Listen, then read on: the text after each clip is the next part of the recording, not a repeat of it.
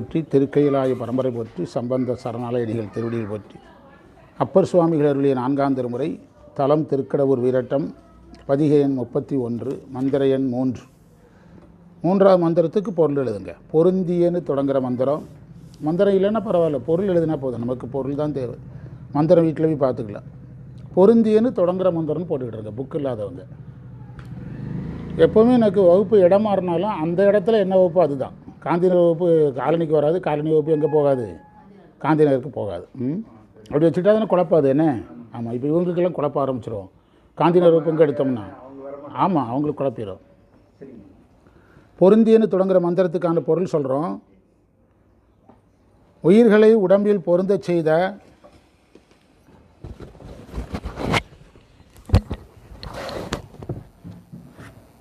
சிவார்ப்பணம் உயிர்களை உடம்பில் பொருந்த செய்த மனித உடம்பிலிருந்து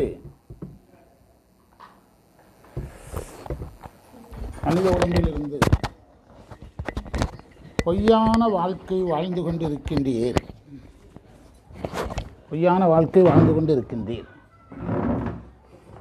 வாங்க உட்காரு. வணக்கம். சிவாயினம். உணர வேண்டிய ஒப்பற்ற இறைவனை உணர்ந்து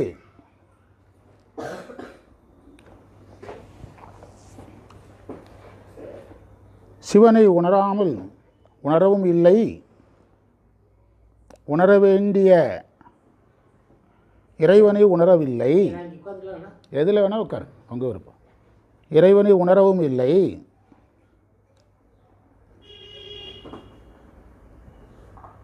மனதில் தீமையான எண்ணங்கள் நீங்கவும் இல்லை,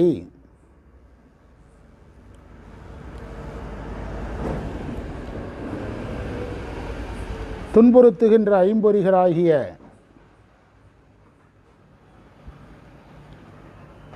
யானையை செயல்படாமல் செய்கின்ற அல்லது செயல்படாமல் வைக்கின்ற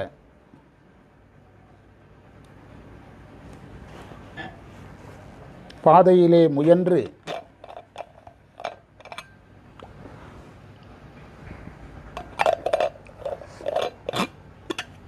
அடக்கிய ஞானிகளுடைய கருத்தில் இறைவன் எப்போதும் இருக்கின்றார்.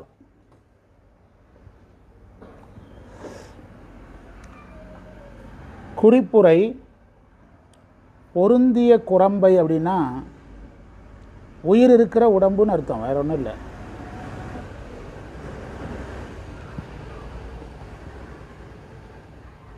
பொய்நடை என்ற சொல்லுக்கு மும்மலங்களின் வழியில் செல்லுதல்.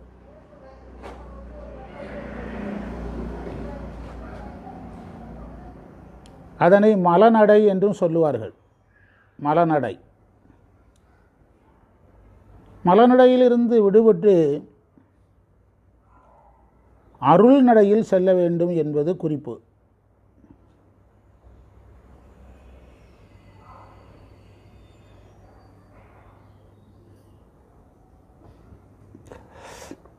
இங்கு வல்லார் என்பது புலன்களை வென்ற ஞானிகள்.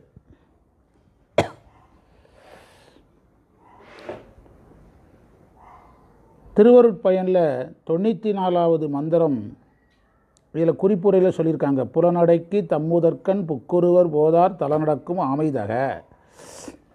திருவருட்பயன் 94 இந்த தேவார குறிப்புரையில் பொருத்தியிருக்கிறாங்க.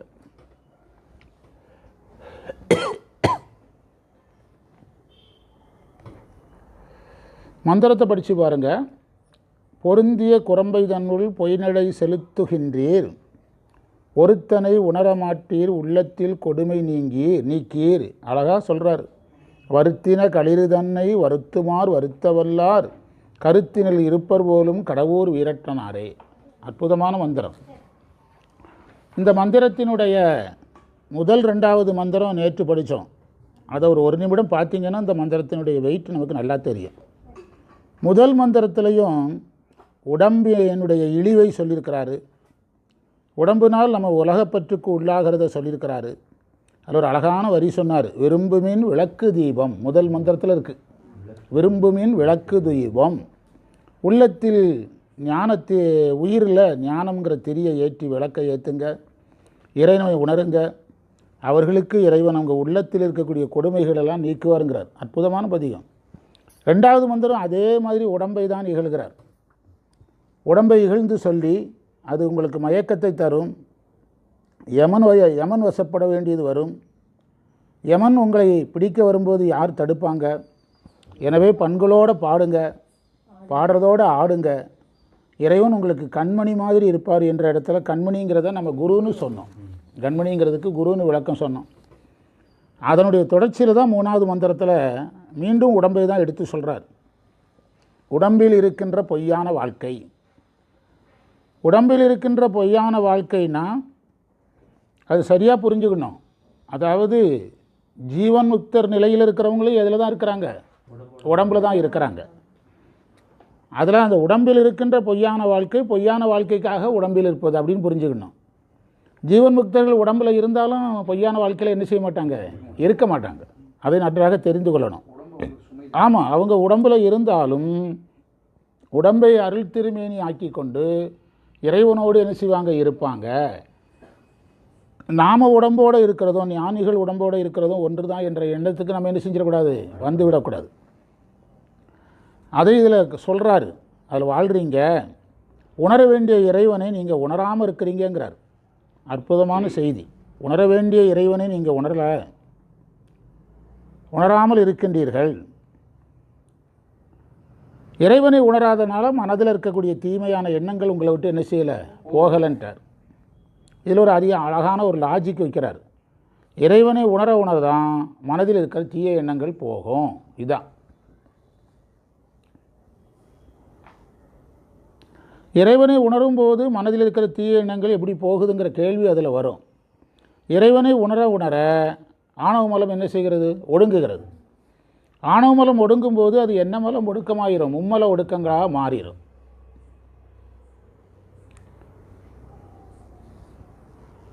இறைவனை உணரும் போது தானாக நம்முடைய எண்ணங்களெல்லாம், தீய எண்ணங்களெல்லாம் நம்மளை விட்டு என்ன செஞ்சிடும்? போயிடும். அது வரைக்கும் என்ன செய்யாது? போகாது. அதை இதில் எடுத்து சொல்லியிருக்கிறார். கடைசியாக நம்மை துன்புறுத்துகின்ற ஐம்பொறிகளை 5 யானைகள் என்று ஒப்பிட்டிருக்கிறார். ஐம்பொறிகளை யானைகள் என்று உணர்ந்து அதனை அடக்குகின்ற வழியில் ஞானிகள் ஈடுபடுறாங்க. இந்த யானையை அடக்குவது போல அடக்கணும். எவ்வளவு பெரிய ஞானியாக இருந்தாலும், ஜீவன் முக்தனாக இருந்தாலும், அவன் இந்த உடம்போடு இந்த உலகத்தில் இருக்கும்போது அவன் உடம்பு அருள் திருமேனியாக இருந்தாலும், அவன் இந்த குருலிங்க சங்கமத்திலிருந்து வெளியே போனான்னா என்ன வசப்படுவான்? உலக வசப்பட்டுருவான்.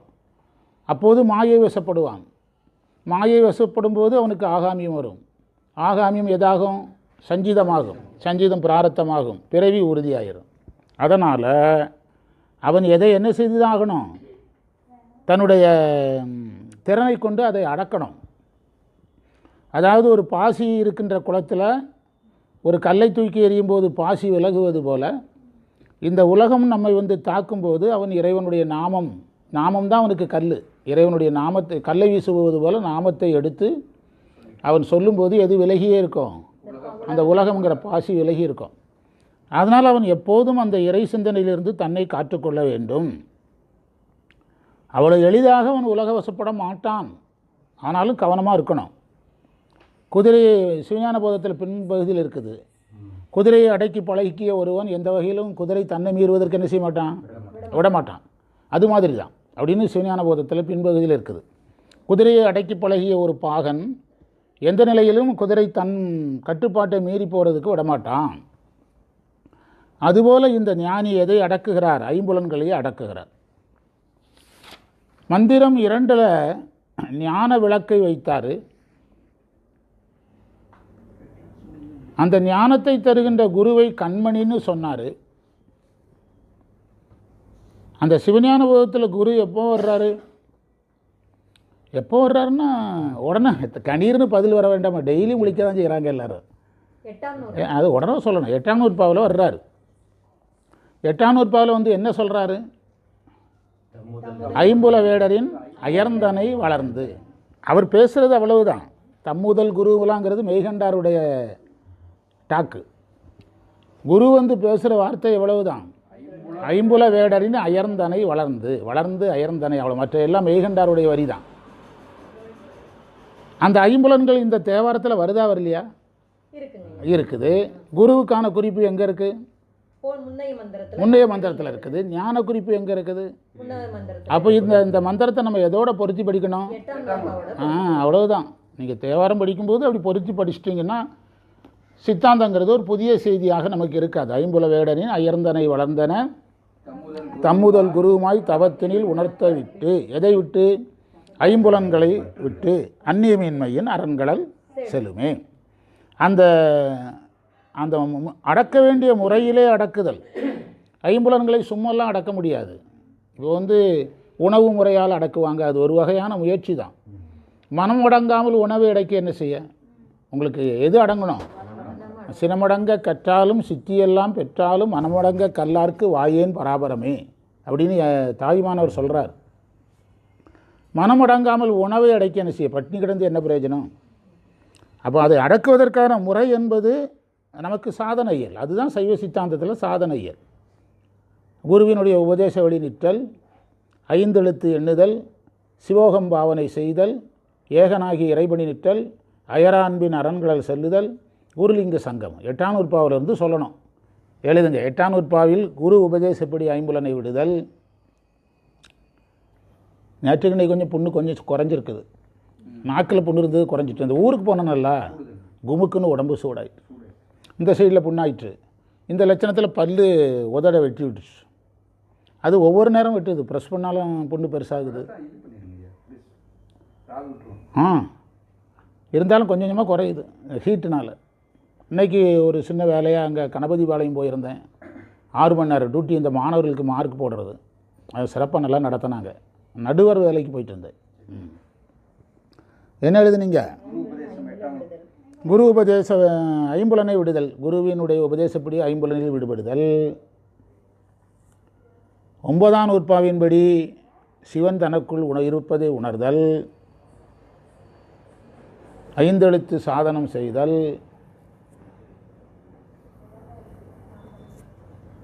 10ஆம் நூற்பாவின்படி ஏகனாகி இறைபணி நிற்றல். இது எப்பவும் சொல்லிகிட்டே இருக்கணும். ஐயாபரிய நூலில் இது நிறைய வருது. 11ஆம் நூற்பாவின்படி இறைவன் மேல் அன்பு காட்டுதல்.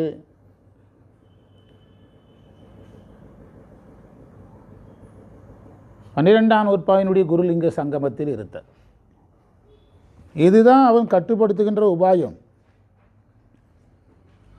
நம்ம இவ்வளோ நேரம் பேசுனது அப்பர் வல்லாருங்கிற ஒரே வார்த்தையில் முடிச்சார். என்ன வல்லார்? குரு சொன்னபடி ஐம்புலனை விட வல்லார். அடுத்தது 9ஆம் நூற்பாவில் சொன்னபடி ஐந்தெழுத்து சொல்ல வல்லார். அந்த 9ஆம் நூற்பாவில் சொன்னபடி தனக்குள் சிவம் இருப்பதை உணர்ந்து சிவோகம் பாவனை செய்ய வல்லார். ஏகனாகி நிற்க வல்லார். இறைபணி செய்ய வல்லார். இறைவன் மேல் அன்பு காட்ட வல்லார். குருலிங்க சங்கமத்தில் இருக்க வல்லார். அவ்வளோதான். இது நம்ம வாழ்வியல் மாதிரி அன்றாடம் திண்ணையில் பேசுகிற மாதிரி சித்தாந்தத்தை பேசிக்கிட்டே இருக்கணும். இப்போ நம்ம தாராபுரம் போன உடனே சாமியை பார்த்த உடனே குருலிங்க சங்கமம்னு எப்படி சொல்ல வந்தது? நமக்கு எழுதிட்டா போனோம். அன்றாடம் பேசிகிட்டு இருக்கிறதுனால வருது. அது பேசிகிட்டே இருக்கணும். நீங்கள் எதுக்கு டெய்லி வகுப்புன்னா, ஏன்னா நான் வகுப்பு எடுக்கும்போது எங்களுக்கு அது பயன்படும். நீங்கள் உரையாடும் போது உங்களுக்கு பயன்படும். நீங்கள் எழுதுனா பயன்படும். நீங்கள் படித்தா பயன்படும். அதுதான் டெய்லி சித்தாந்தத்தில் இருங்கங்கிறது. அப்போ நமக்கு அது புது செய்தியாகவே இருக்காது. மைக்க படித்தோம்னா நேற்று பேசுனது, முந்தா நாள் பேசுனது, அதுக்கு முந்தின நாள் பேசுனது, 15 நாளைக்கு முந்தின பேசுனது எல்லாமே என்ன செய்யும்? ஞாபகம். நம்ம தான் கண்ட்ரோல் பண்ணி பேசணும். அது வந்துக்கிட்டே இருக்கும். அதனால் இது வல்லார் என்ற குறிப்புக்கான வார்த்தை. அதில் அப்படிப்பட்ட ஞானிகளுடைய கருத்தில் இறைவன் எப்போதும் இருக்கிறாராம். அந்த எப்போதும் இருக்கிறத உணர்றதை தான் சிவோகம் பாவனைன்னு சொல்கிறோம். அற்புதமான பதிகம் இதெல்லாம். அடுத்த மந்திரத்தை எழுதினதுக்கு அவருக்கு ஒவ்வொரு வீட்லேயும் கோயில் கட்டலாம். அடுத்த மந்திரத்தை எழுதினதுக்காக இந்த மந்திரத்தை படித்து பாருங்கள். பொருந்திய குரம்பை தன்னுள் பொய் நடை செலுத்துகின்றது. என்ன நடை? என்ன அழகான வார்த்தை. நம்ம வாழ்க்கைக்கு என்ன பேர் வச்சாரு? பொய் நடையினர். ஒருத்தனை உணரமாட்டீர். ஒப்பற்ற இறைவனை உணராமல் இருக்கிறீங்க. உள்ளத்தில் கொடுமை நீக்கீர். இறைவனை உணரலைன்னா கொடுமைகளை என்ன செய்யாது? போகாது. வருத்தின களிறு தன்னை. ஐம்புலன்கள் நம்மை வருத்துகிறது. வருத்துமாறு வருத்தவல்லார். அந்த ஐம்புலன்களை வருத்தணும். நாம் ஐம்புலன்களால் வருந்துகிறோம். ஞானிகள் எதையே வருத்துகிறார்கள்? ஐம்புலன்களையே வருத்துகிறார். வருத்த வல்லார் கருத்தினில் இருப்பார். இறைவன், நான் டெய்லி வழிபாடு செய்கிறேன், நான் நாள்தோறும் கோயிலுக்கு போகிறேன், ஆனால் இறைவனை நான் பார்க்க முடியலன்னா அவர் இவ்வளவு ப்ராசஸ் வச்சுருக்காரு. இறைவன் என்னுடைய உள்ளத்தில் வரலையே ஏன்னு கேட்டால் அதற்கு அவர் என்ன சொல்கிறாரு? எதை வென்றிருக்கணுங்கிறாரு?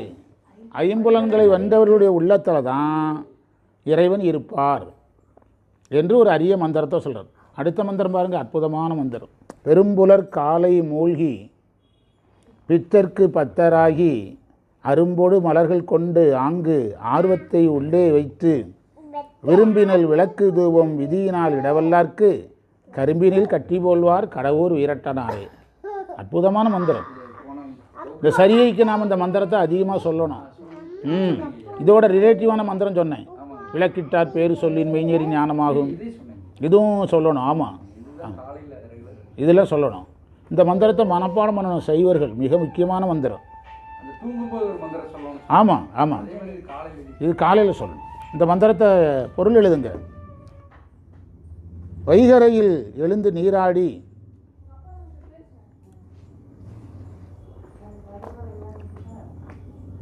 சிவனுக்கு பக்தர்களாகி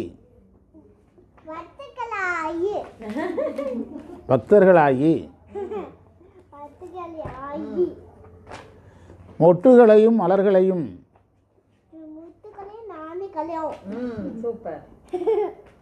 முறைப்படி பறித்து கொண்டு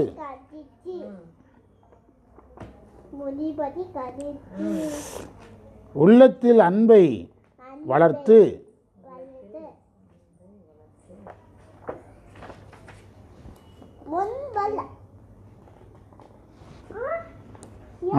அன்பை வளர்த்து அப்பா பேசுகிறாங்களா?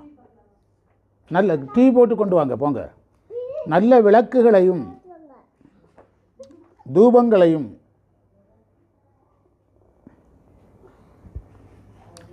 இட்டு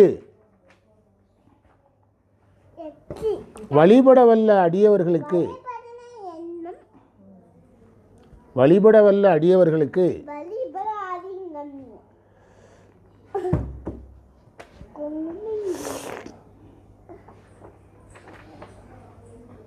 வெள்ளக்கட்டி போல் அல்லது கரும்பு கட்டி போல் இறைவன் இனிப்பார்.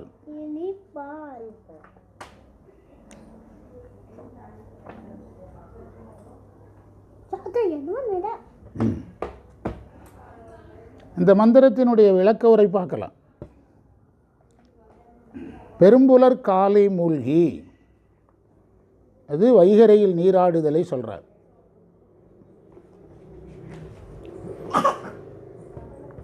வைகரை நீராடுதல் என்பதை நாம் மார்கழி மாதத்துக்கு மட்டும்தான் வச்சுக்கிடுறோம். ஆனால் மீதி 11 மாதங்களில் வைகரையில் நீராடக்கூடாதுன்ட்டு கிடையாது. நம்மளால் முடியலை. மார்கழி மாதமே முடியலை, பிறகு எந்த மாதம் நம்மளால் முடியும்? ஆனால் சைவர்களுக்கு விதி எதுதான், எல்லாம் 12 மாதங்களும் வைகரையில் எழுந்து நீராடணுங்கிறது தான் விதி. நீராடி சிவனிடத்தில் பக்தராகி, அதுக்கு அழகாக சொன்னார், பித்தர்க்கு பத்தராகிங்கிறார். பித்தர்க்கு பத்தராகிங்கிறார். பித்தர்னா சிவன், பக்தராகி. சிவஞான போதத்தில் பித்து பத்தர்னு வரும். நேற்று கூட பேசணும். சிவஞான போதத்தில் பித்து பத்தர்னு வரும். அங்கே சிவபெருமானை குறிக்காது, மிகுந்த அன்புடைய பக்தர்கள்ங்கிற பொருளில் வரும். இங்கே சிவனுக்கு பக்தர்களாகின்னு சொல்கிறார். பக்தராகி என்னெல்லாம் இறைவனுக்கு பூஜைக்குரியதுன்னு சொல்கிறார். அரும்பு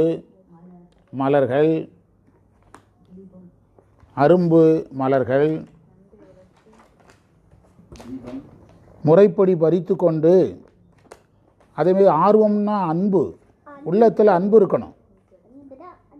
அன்பு, 4 விளக்கு, 5 தூபம், 6 ஆகம விதி, 7 இவ்வளவுலேயும் வல்லவராக இருக்கணும். திரும்பவும் வல்லவர், அங்கேயும் வல்லவர் வச்சுருக்கிறார், 3லேயும் இதுலேயும் வல்லவர் வைத்திருக்கிறார். நீங்கள் தேவாரம் படிக்க படிக்க நம்ம தேவாரத்தை சரியாக படிக்கலையேங்கிற உணர்வு அதிகமாக வரும். நீங்கள் அதனால தான் தேவாரம் படிங்கன்னு சொல்கிறேன். எவ்வளோ அழகான மந்திரம் பாருங்கள். இவ்வளவும் வேண்டும். என்னெல்லாம் சொல்லியிருக்கிறாரு? முதல்ல என்ன விதிகளையெல்லாம் எடுத்து கொடுத்துருக்கிறாருன்னா, நீராட வேண்டிய நேரத்தை எடுத்து சொல்லியிருக்கிறாரு. 3வது, சரியையில் ஈடுபடுவதற்கு முன்பு நம்ம சிவனுக்கு யாராக மாறிவிடணும்? பக்தராக மாறிவிடணும். 2வது விதி. பிறகு இறைவனுக்கு பூ பறிக்கும் போது அரும்பும் பறிக்கலாம்னு ஒரு விதி சொல்லியிருக்கிறார். மலர்களையும் பறிக்கலாம், அரும்பும் பறிக்கலாம். அது பறிக்கும்போது என்ன இருக்கணும்? உள்ள ஆர்வம், அன்பு இருக்கணும். மொட்டரா மலர். அதே அன்பை உள்ளே வைத்து அந்த சாதனத்தை செய்யணும். பண்டார சாத்திரத்தில் சரியையில் ஈடுபடும்போது ஓரளவு அன்பு வரும். அப்படி ஒரு பட்டியல் கொடுத்துருக்காங்க. கிரியையில் கொஞ்சம் கூடும், யோகத்தில் கொஞ்சம் கூடும், ஞானத்தில் கொஞ்சம் கூடும். முழுமை பெறுவது ஞானத்தில் தான். எனவே அன்பை உள்ளே வைத்துக்கொண்டு இந்த சாதனத்தில் ஈடுபடணும். அடுத்து சொல்கிறாரு, விளக்கு தீபமெல்லாம் வைக்கும்போது விருப்பத்தோடு வைக்கணுங்கிறார். விரும்பினல் விளக்கு தூபம் விருப்பத்தோடு வைக்கணும். விருப்பத்தோடு என்பது பொதுவாக நாம் இந்த பூஜைங்கிறது ஒரு கட்டத்தில் சடங்காயிரும். நமக்கு உண்மையிலே சிவன் மேலே தேடுதல் இல்லைன்னா எதா மாறிடும்? சடங்காக மாறிடும். அதுவே ஒரு வேலை மாதிரி ஆயிரும். இப்போ நானே ஒரு கோயில் பூஜையை ஏற்றுக்கிட்டேன்னா எனக்கு அது எது மாதிரி ஆயிரும்? ஒரு வேலை மாதிரி ஆயிரும். சில சிவாச்சாரியார்களுக்கு அது இறைவன் மேலே ஈடுபாடு இருக்கும். இப்போ நம்ம கோயில் அவரே சொன்னார், அந்த சாமிக்கு அந்த மார்கழி முடிஞ்ச உடனே வர லேட்டாக வரலான்னு நினச்சேன், சாமி பசியோடு இருப்பார்னு நினச்சேன் அப்படின்னு சொல்கிறாரு. சில கோயிலில் பார்த்தீங்கன்னா அந்த சாமி மேலே ரொம்ப அட்டாச்மெண்ட்டாக இருப்பாங்க. நான் இல்லைன்னா சாமி தேட ஆரம்பிச்சுடுறாரு அப்படி சொல்கிற சிவாச்சாரியர்கள்லாம் இருக்கிறாங்க. ஆமாம், சாமிக்கிட்டே பேசிட்டு வேலை செய்கிறவங்கெல்லாம் இருக்காங்க. நான் இல்லைன்னா சாமி தேடுவார், சாமிக்கு யார் செய்வா, அந்த விருப்பத்தோடு செய்யணும். அது நமக்கு எதா மாறிடக்கூடாது, ஒரு வேலையாக ஒரு டியூட்டியாக செஞ்சிடக்கூடாது. அந்த மாதிரி அன்போடு செய்யணும். அதைத்தான் விருப்பம். விரும்பி நல் விளக்குனார். இப்போ நல் விளக்குன்னா நல்லதல்லாத விளக்கும் இருக்குது. நல்லதல்லாத விளக்கு என்னதுன்னா, பரிகாரத்துக்கும் விளக்கு வைக்கிறோமல்ல. விளக்கு வைக்கும்போதே என்ன சொல்லிட்டு தான் வைக்கிறோம்? இது பரிகாரத்துக்காங்கிறது. அப்போ அது அது கெட்ட விளக்குன்னு சொல்ல வரல, அது விளக்கு, இது நல் விளக்கு அப்படி சொல்லணும். ஆமாம், அன்பு இல்லாதனால விளக்கு, இதில் அன்பு இருக்கிறதுனால என்ன விளக்கு? நல் விளக்கு, கெட்ட விளக்கு கிடையாது. சரியா? நல்விளக்கும் தூபமும் அதே மாதிரி இருக்கணும். நான் இந்த தூபத்தை காட்டுகிறேன், இதை காட்டுவதன் மூலம் இறைவனிடத்தில் இதை எதிர்பார்க்கிறேன் அப்படின்னு இருக்கக்கூடாது. எல்லாமே இது இறைவனுக்கு நான் செலுத்துகின்ற ஒரு நன்றி, இது என்னுடைய கடமை. ஒரு தாய் எப்படி குழந்தைகளுக்கு செய்கிறதெல்லாம் கடமையாக நினச்சி செய்கிறாளோ அதுபோல் என்ன செய்யணும். விதியினாலுங்கிறார் கடைசியில். விதியினாலுங்கிற இடத்துல தான் அந்த விதிங்கிறத நம்ம தீக்கையாக மாற்றணும். விதியினால்னா ஆகம விதியினால் அப்படி சொல்கிறது ஒரு திறமை. அதையே தீக்கை பெற்று குரு காட்டிய விதியின்படிங்கிறது அடுத்த திறமை. விதியினாலுங்கிறத யார் மேலே ஏற்றணும்? குரு மேலே ஏற்றணும். குரு காட்டிய விதியின்படி, ஆகமம் காட்டிய விதி என்பதும் குரு காட்டிய விதி என்பதற்கும் பொருள் ஒன்று தான். ஆகமம் காட்டிய விதின்னா நீங்கள் தீக்கை வாங்காமல் கூட ஆகம விதிகளை படிச்சுக்கிட்டு இருக்கலாம். ஆனால் குரு காட்டிய விதிங்கிறதுல ரெண்டும் வந்துடும். குருவும் வந்துடுவார், ஆகமும் வந்துடும். இதில் குரு வருவதற்கான முன்னோட்ட கருத்துக்களை நான் அதில் முன்னாலே எடுத்தாச்சு. 2வது மந்திரத்தில் குரு வர்றாரு, அதே மாதிரி ஞானம் வருகிறது, ஐம்புல வேடர் வர்றாங்க, 100% வர்றாங்க. இதை வைணவர்கள்ட்ட கொடுத்து அவங்க பாட்டாக இருந்தால் இதுக்கு மட்டுமே 200 பக்கம் எழுதியிருப்பாங்க. வைணவர்களுடைய நூல்களுக்கே பேர் 5000 படி, 6000 படி, 8000 படி அப்படிம்பாங்க. திருவெம்பாவை 30 மந்திரத்துக்கு 700 பக்கத்தில் நூல் வந்திருக்குது. எத்தனை பக்கத்தில்? 700 பக்கத்தில் நூல் வந்திருக்குது. இது நான் இந்த தேவாரம் பேச ஆரம்பித்த காலத்திலேருந்தே சொல்லிகிட்டு இருக்கிறேன். சைவத்தில் நாம் திருமுறைகளுக்கு இன்னும் என்ன செய்யணும்? நிறைய விளக்கம் சொல்லணும். விளக்கம் போதாது. இந்த நூலை எடுத்திங்கன்னா பொழிப்புரை இருக்குது, குறிப்புரை இருக்குது, என்ன உரை இல்லை, விளக்க உரை இல்லை. பண்டிதமணி வேலை செய்த மாதிரி செய்யணும். சைவத்தில் இருக்கிற எல்லா அறிஞர்களையும் கூப்பிட்டு நீங்கள் 1ஆம் திருமுறைக்கு விளக்க உரை எழுதிதாங்க நீங்கள் 2ஆம் திருமுறைக்கு எழுதிதாங்கன்னு எழுதி என்ன செய்யணும்? வாங்கணும். இன்னும் இருக்கிறாங்க, நிறையா இருக்காங்க, எழுதி வாங்கணும். நாம் அது சைவத்துக்கு பெரிய பணியாக இருக்கும். அதைத்தான் இதில் எல்லாம் சொல்லிட்டு கடைசியில் சொன்னார், இதையெல்லாம் நீங்கள் செய்தீங்கன்னா இறைவன் உங்களுக்கு கரும்பு கட்டி மாதிரி இனிப்பாருங்கிறார். கரும்பினில் கட்டி போல்வார் கடவுர் வீரட்டனாரே. கரும்பினில் கட்டி என்பது பேரின்ப நிலை, அதாவது துரியாதீத நிலையை கரும்பினில் கட்டிங்கிறார். தசகாரிய வார்த்தையில் சொல்கிறதா இருந்தால் சிவபோகம், சிவபோகத்தை கரும்பினில் கட்டின்னு சொல்கிறார். அது குருவினுடைய அருள் பெறாமல் அந்த இடத்துக்கு போக முடியாது. நான் நேற்று ஒரு நூல் படிச்சுக்கிட்டு இருந்தேன். அதில் நின்மல துரியம் அப்படின்னு நீங்கள் ஆரம்பிக்கும்போது அதில் எல்லா பற்றுகளும் நீங்கினவர்களுக்கு தான் எதையே சொல்லணுமா? நின்மல சாக்கிரமே யாருக்கு தான் சொல்லணுமா? எல்லா பற்றையும் விட்டவங்களுக்கு தான் நின்மல சாக்கிரமே சொல்லணுமா? எல்லாருக்கும் என்ன செய்யக்கூடாதான்? இவருக்கு நின்மல சாக்கர ஸ்டேஜ், இவருக்கு நின்மல சொப்பன ஸ்டேஜ்லாம் சொல்லக்கூடாதான். 1வது கான்செப்ட் ஆரம்பிக்கும் போதே அவர் என்ன விட்டுருக்கணும்? ஏன்னா அடைமொழி என்னது? நின்மலை அப்படின்னு இருக்குது. அது மாதிரி இந்த கரும்பினில் கட்டி என்பது எந்த நிலை? சிவபோகம், சிவனை நீங்கள் அனுபவிக்கலாங்கிறார். எவ்வளோ அழகான மந்திரம். டெய்லி சிவனடியார்கள் கம்பல்சரி இந்த மந்திரத்தை சொல்லணும். திருநாவுக்கரசர் சைவ சமயத்திற்கு அடிப்படை விதிகளை வகுத்தார் அப்படின்னு தாராபுரத்தில் பேசணும். ஏன்னா அந்த சாமி திருநாவுக்கரசர் மடம். எனக்கு ரொம்ப உண்மையை சொன்னால், நான் பொய் இல்லாமல் சொன்னால், எனக்கு சைவத்துக்குள்ளே முதல்ல என்னை கவர்ந்தது திருநாவுக்கரசருடைய மந்திரங்கள் தான். லைப்ரரியில் ஸ்கூலில் படிக்கிற காலத்தில் லைப்ரரியில் நிறைய புக் எடுத்து படிப்பேன். லைப்ரரியில் புக் எடுத்துக்கிடுவேன். வீட்டில் வாய்ப்பு இருந்தால் படிப்பேன், இல்லைன்னா ஒரு பையை போச்சிருப்பேன், அதுக்குள்ளே புக் இருக்கும். அந்த லைப்ரரி புக்கை தோட்டத்தில் வயலுக்கு கொண்டு போய் படிப்பேன். விவேகானந்தருடைய ஞானதீபங்கிற நூலெல்லாம் அப்போ தான் படித்தேன். 16 வால்யூம் சின்னதாக இருக்குது, எங்கள் வீட்டில் இப்போவும் இருக்குது. பெரிய வால்யூமாக போட்டால் 6-7 வந்துடும். சின்ன சின்ன வால்யூமாக 16 வால்யூம் நான் வச்சுருக்கிறேன். அதெல்லாம் அப்போ தான் படித்தேன். அப்போது நான் படிக்கிற காலத்தில் ஒரு புக்கு இருந்தது லைப்ரரி, பெரிய புக்கு, தமிழா இந்தாவுன் சொத்து. அந்த நூல் பேர் தமிழா இந்தாவுன் சொத்து. அதில் அந்த பண்டை காலத்திலேருந்து திருமூலர்லேருந்து அந்த நூல்கள் வந்துக்கிட்டே இருக்கும். அதில் வரும்போது திருநாவுக்கரசர் காலம் வரும்போது யார் பாட்டு இருக்கும்? திருநாவுக்கரசர் பாட்டில் இதெல்லாம் முக்கியம் படிங்கன்னு அதில் கொடுத்துருந்தான். எல்லா மந்திரங்களையும் படித்தாலும் எனக்கு எது இழுத்த அளவுக்கு மற்ற மந்திரங்கள் இழுக்கலை. நாவுக்கரசர் மந்திரம் தான் ரொம்ப இழுத்தது. அந்த வயசில் ஸ்கூலில் படிக்கிற வயசு தாராளமாக இருக்கும். நம்ம தேடுறது இல்லைனாலும் ஆன்மீகம் சார்ந்தது நிறையா இருக்கும். அதில் அந்த திருநாவுக்கரசர் மந்திரம் தான் முதல்ல என்னை கவர்ந்தது. அதுமாதிரி புராணங்களில் பார்த்தீங்கன்னா திருநாவுக்கரசர் புராணம் தான் ஒரு அதிர்ச்சியாக இருக்கும் எடுத்த உடனேயும். இப்போ ஞானசம்பந்தர்லாம் எடுத்திங்கன்னா சந்தோஷமாக இருக்கும். சமணர்கள் முடிஞ்சாங்க, ஞானசம்பந்தர் வந்தார், அதுன்னு இருக்கும். ஆனால் இவர் எடுத்த உடனேயே சோக செய்தி அல்ல. நான் சொன்னேன்ல, வரன்பாறையும் சாமி முன்னால் சொன்னேனே, எங்கே தாராபுரத்தில், எடுத்த உடனே ஒரு அதிர்ச்சி. அம்மா இல்லை, அப்பா இல்லை, நிச்சயம் செய்தவர் இல்லை, அக்கா சொல்லுது நான் செத்துருவேங்குது, 4வது ஆள் ரெடி ஆகுது. அந்த சோகத்தில் யார் உருவாகிறா? திருநாவுக்கரசர் உருவாகிறார். அதில் இன்னொரு அந்த நாவுக்கரசர் எனக்கு பிடிச்சதுக்கு ஒரு முக்கிய காரணம், நாங்கள் எங்கள் ஊர் சூழலில் பெரும்பாலும் மதம் மாற்றிடுவாங்க எல்லாரையும். எங்கள் குடும்பத்தில் எல்லோரும் மதம் மாறிட்டாங்க.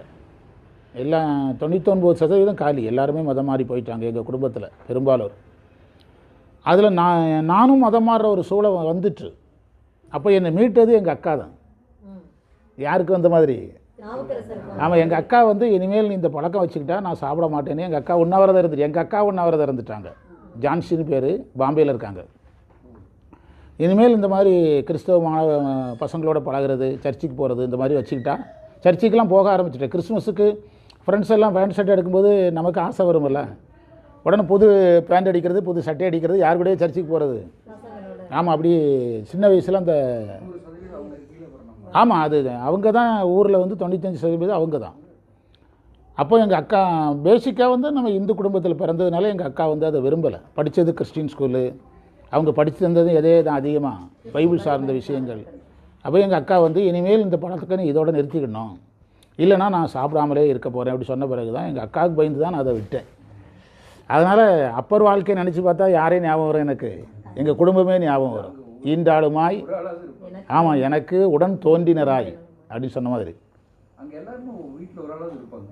ஆமாம், கம்பல்சரி போயிடுவாங்க. எங்கள் குடும்பத்தில் எல்லாருமே போயிட்டாங்க.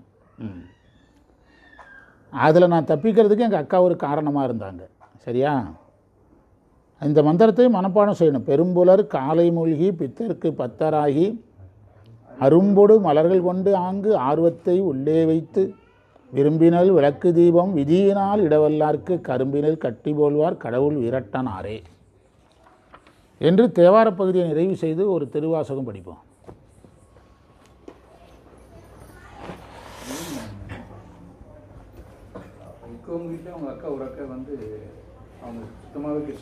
யாரு?